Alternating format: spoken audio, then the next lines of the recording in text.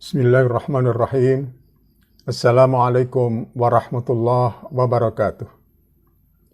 Alhamdulillahil wahidil qahhar, al-azizil jabbar, al-malikil ghaffar. Asyhadu an la ilaha illallah wa asyhadu anna Muhammadan abduhu wa rasuluh. Sallallahu ala nabiyyina Muhammadin wa ala alihi wa ashabihi ajma'in. Amma ba'd. Rabbi shrah li sadri wa yassir li amri wahlul 'uqdatam min lisani yafqahu qawli. Alhamdulillah kita bisa lanjutkan kajian kita dengan tema mencari jalan kebahagiaan dari kitab yang ditulis oleh Profesor Dr. Ahmad Utsman Al-Mazyad berjudul Khamsuna Wasilah Litus'ida Nafsaka wa Mujtamak. Kita sampai pada topik yang ke-10 dari 10 topik pada bab pertama, yaitu pada aspek keimanan. InsyaAllah dalam pertemuan yang akan datang kita akan masuk ke bab yang kedua, yaitu berkaitan dengan masalah kepribadian. Judulnya adalah Muhasabatun Nafsi. Muhasabah, melakukan perhitungan terhadap diri sendiri. Topik ini akan kita mulai dengan membaca firman Allah di dalam surat Al-Hasyr ayat 18. A'udzu billahi minasyaitonir rajim. Ya ayyuhalladzina amanu ittaqullah wal tanzur nafsum ma qaddamat lighad. Wattaqullah innallaha khabirum bima ta'malun. Wahai orang-orang yang beriman, bertakwalah kepada Allah dan hendaklah setiap diri memperhatikan apa yang telah diperbuatnya untuk hari esok. Dan bertakwalah kepada Allah, sesungguhnya Allah Maha mengetahui apa yang kalian kerjakan. Kalau kita cermati ayat yang baru saja tadi kita baca bersama dan kita maknai atau kita terjemahkan di dalam bahasa kita, maka ayat ini ditujukan kepada orang-orang yang beriman. Ya ayyuhalladzina amanu. Kemudian perintah inti di dalam ayat ini ialah wal tanzur nafsun ma qaddamat lighad. Artinya supaya menyiapkan diri untuk hari esok. Melakukan muhasabah, bertanya kepada diri sendiri, apa yang sudah aku siapkan untuk hari esok. Perintah inti ini didahului dan diikuti dengan perintah bertakwa. Jadi, ittaqullah wal tanzur nafsun ma qaddamat lighad, kemudian diikuti lagi dengan wattaqullah. Nah, pengulangan perintah takwa ini menunjukkan betapa pentingnya perintah ini. Ditutup dengan dan Allah Maha mengetahui apa yang kalian kerjakan. Wallahu khabirun bima ta'malun. Jadi di sini ada 3 sifat Allah, Ada alimun, ada khabirun, ada basirun. Ini termasuk Asmaul Husna. Yang disebut tadi adalah khabir. Apa bedanya dengan alim? Kalau alim itu artinya Allah Maha mengetahui secara umum. Khabir, Allah Maha mengetahui yang tersembunyi, yang ada di batin manusia. Sedangkan basir itu Maha mengetahui yang tampak dan yang zahir. Nah, ini sedikit kita membedakan antara khabirun yang menjadi penutup dari ayat tadi dengan alimun dan basirun. Baik. Inti pesan dari ayat tadi adalah perintah untuk menyiapkan diri untuk masa depan. Di dalam kajian ilmu sosial kita temukan ada istilah orientasi hidup. Ya. Orientasi hidup manusia itu ya, dibedakan menjadi 3. Masyarakat tradisional umumnya orientasi hidupnya ke masa lalu. Masyarakat transisional itu ke masa kini. Masyarakat modern itu ke masa depan. Nah, di mana kita? Di mana umat Islam? Ayat tadi jelas memerintahkan kita supaya ya, menyiapkan diri untuk hari esok. Di dalam ayat yang lain, Allah juga berfirman, "Wabtaghi fima atakallahu darul akhirata wala tansa nasibaka minad dunya." Dan carilah pada apa yang telah dianugerahkan Allah kepadamu kebahagiaan negeri akhirat, dan janganlah kamu melupakan bagianmu dari kenikmatan dunia. Ya. Jadi orientasi hidup itu ke depan. Dunia ini cuma jangan lupa. Jangan dibalik orientasinya dunia asal tidak lupa akhirat. Ya, itu terbalik karena ayat ini jelas mengajarkan kepada kita supaya orientasi hidup kita itu ad-darul akhirah, kehidupan akhirat. Dunia itu cuma wala tansa, jangan kamu lupa bahagianmu di dunia. Ya, ini inti pesan dari ayat yang tadi kita baca dan juga dikuatkan dengan ayat yang kedua ini. Kita masih bicara tentang inti pesan ayat tadi. Muhasabatun nafsi, ya, melakukan muhasabah terhadap diri sendiri. Itu artinya bahwa kita mengkhususkan waktu untuk melakukan muhasabah. Waktu yang kita khususkan itu bisa sifatnya harian, bisa mingguan, bisa bulanan, bisa tahunan. Ya. Setiap saat juga bisa kita lakukan muhasabatun nafsi. Ya. Jadi ini pengertian muhasabatun nafsi adalah kita mengkhususkan waktu dalam hidup kita ini untuk melakukan perhitungan terhadap diri kita sendiri. Apa yang kita lakukan di dalam muhasabatun nafsi?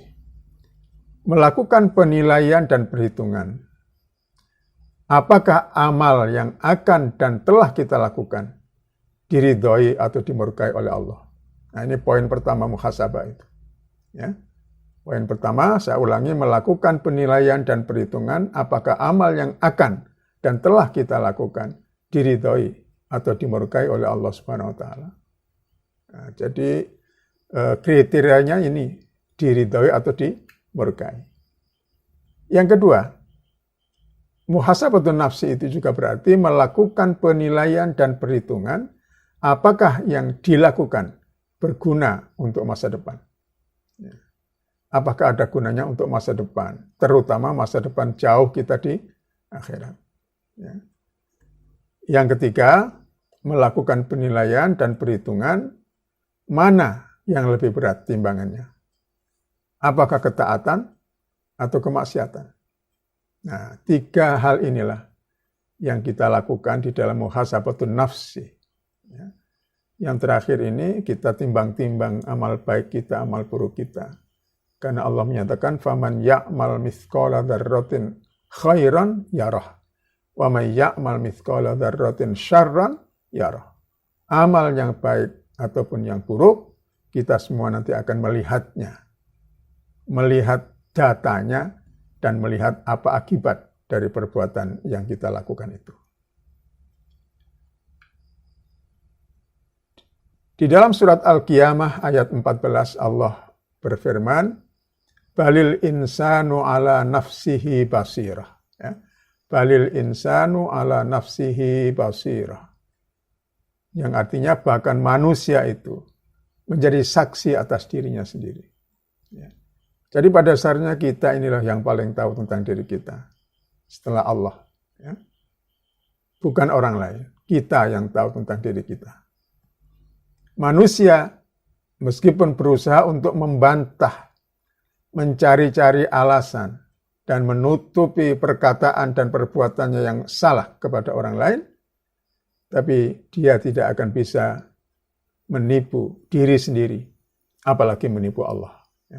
Manusia pada dasarnya tahu tentang dirinya sendiri, isi hatinya, isi pikirannya, perbuatannya.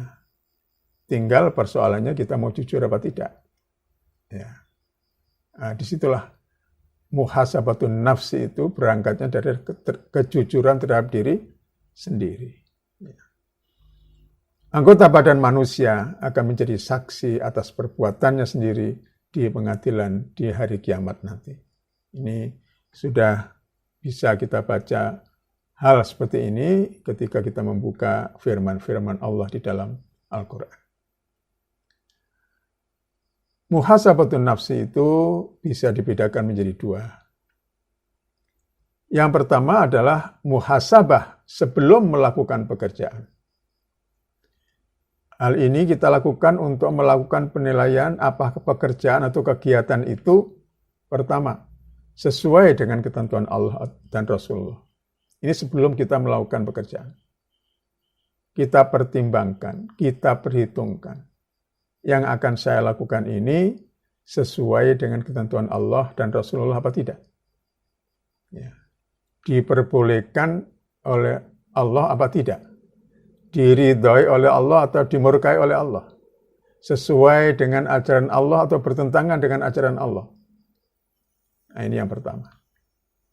Yang kedua, apakah yang akan kita lakukan itu hanya bernilai duniawi saja? Atau juga bernilai ukhrawi? Ini sudah pernah kita bahas pada bab pertama dulu, ya, atau topik yang pertama dari bab ini, soal niat. Ya. Jadi niat itulah yang menentukan apakah yang kita lakukan itu bernilai duniawi saja, atau juga bernilai ukhrawi. Nah, ini perlu kita muhasabai. Ya. Yang ketiga, kita nilai, kita perhitungkan, pertimbangkan apakah yang akan kita lakukan itu manfaatnya lebih besar daripada mudaratnya. Kalau manfaatnya lebih besar, ya, mudaratnya kecil, maka kita teruskan. Tapi kalau mudaratnya lebih besar, harus kita tinggalkan. Ya. Bahkan kalau ada manfaatnya, tetapi mudaratnya juga ada, harus kita pertimbangkan. Karena menjaga atau meninggalkan mudarat itu lebih diutamakan daripada mengambil manfaat. Ya. Kemudian kita pertimbangkan poin yang keempat, apakah melakukannya lebih baik daripada tidak melakukannya. Ya. Misalnya kita mau mengatakan sesuatu, kita pertimbangkan, ini kalau saya diam, apakah lebih bermaslahat daripada saya ngomong? Kalau ternyata diam itu lebih bermaslahat, lebih bermanfaat, maka kita sebaiknya diam. Ya. Karena diam itu bisa juga memberikan manfaat. Bukan saja pada kita, tapi juga kepada orang lain. Sementara kalau kita berbicara, bisa saja menyebabkan datangnya madarat. Nah, ini muhasabah sebelum melakukan pekerjaan. Yang kedua adalah muhasabah sesudah melakukan pekerjaan. Apa yang kita lakukan dalam muhasabah sesudah melakukan pekerjaan? Yaitu untuk melakukan penilaian apakah kebaikan yang dilakukan ya, itu ada kekurangan-kekurangan di dalamnya, baik lahiriah maupun batinnya. Misalnya kita sudah rutin melakukan sholat yang wajib, yang sunnah, maka kita nilai sholat-sholat kita itu. Apa kekurangannya? Mungkin secara lahiriah, mungkin secara batinnya. Ya. Misalnya kalau secara lahiriah adalah bagaimana tata cara kita sholat. Apakah sudah benar? Kalau secara batinnya, bagaimana pengaruh sholat kita itu kepada perilaku kita? Nah, ini perlu muhasabah. Yang kedua adalah keburukan ya, yang dilakukan. Apa penyebabnya? Jadi kalau tadi kita muhasabai hal-hal yang baik, Ya, itu kekurangannya apa? Kalau kita muhasabah keburukan yang kita lakukan, maka yang kita tanyakan kepada diri kita adalah apa penyebabnya. Apakah keburukan yang kita lakukan itu tingkatnya haram atau makruh saja? Kemudian kita tilik hati kita. Seberapa jauh kita menyesal dan seberapa jauh kita berupaya untuk memperbaikinya. Ya, ini muhasabah sesudah kita melakukan suatu perbuatan. Yang ketiga, perbuatan mubah yang dilakukan, apa motivasinya dan bagaimana prioritasnya. Ya. Jadi dalam hidup ini kita mungkin lebih banyak melakukan hal-hal yang sifatnya mubah ya, dalam kaitan dengan masalah-masalah duniawi. Ya. Itu kita perlu melihat motivasinya. Karena motivasi ini yang menentukan apakah perbuatan mubah itu bisa bernilai ukhrawi atau hanya duniawi. Ya. Yang kedua, kita harus memilih prioritas. Ini mubah, tapi mana prioritas ya, yang harus kita ambil, kita utamakan. Ya, tentu yang manfaatnya lebih besar itu yang harus kita prioritaskan. Baiklah, kita sampai pada bagian yang terakhir dari sajian ini. Ada nasihat dari Umar bin Khattab radhiyallahu an. Ya, dalam bahasa Arabnya ini hasibu anfusakum qabla an tuhasabu. Lakukanlah perhitungan terhadap dirimu sendiri sebelum nanti kamu akan dihitung oleh Allah, tentu di hari kiamat. Wazinu qabla an tuzanu. Timbang-timbanglah dirimu sebelum nanti kamu akan ditimbang. Fa innahu ahwanu alaikum fil hisabi ghadan an tuhasabu anfusakum al-yawma. Ya. Hisab yang dilakukan oleh Allah besok di hari kiamat itu akan lebih ringan ya, jika kita sekarang sudah melakukan hisab terhadap diri kita sendiri. Wa tazayyanu lil ardil akbar. Adalah kamu matut-matutkan diri untuk nanti pada penampilan agung di depan Allah Subhanahu wa taala. Ya. Supaya kita menghadap Allah, menghadapi hari perhitungan itu dengan patut, ya, dengan layak, ya, dengan pantas. Ya. Yauma idzin tu'raduna la takhfa minkum khafiyah. Pada hari itu kamu sekalian itu akan ditampilkan ya, segala amalmu. Tidak ada sesuatu yang disembunyikan. Nah, ini nasihat dari Umar bin Khattab. Ya, saya ulangi terjemahannya di sini. Hisablah dirimu sebelum dihisab. Timbanglah dirimu sebelum ditimbang. Hisabmu besok akan lebih ringan jika hari ini kamu menghisab dirimu. Patutkanlah dirimu untuk tampil dalam penampilan agung. Pada hari itu tidak ada pada dirimu yang bisa disembunyikan. Demikianlah sajian kita untuk topik ke-10 ini. Mudah-mudahan ada manfaatnya dan kita jadikan bahan renungan, tentu juga bahan muhasabah terhadap diri kita sendiri. Nah, khususnya di bulan suci Ramadan ini, mudah-mudahan di 10 hari terakhir ya, bulan Ramadan ini kita bisa lebih mengintensifkan muhasabah ya, supaya kita dapat menyongsong ya, hari esok sesudah Ramadan ini dengan yang lebih baik. Kurang lebihnya mohon maaf. Wabillahi taufiq wal hidayah. Wassalamualaikum warahmatullahi wabarakatuh.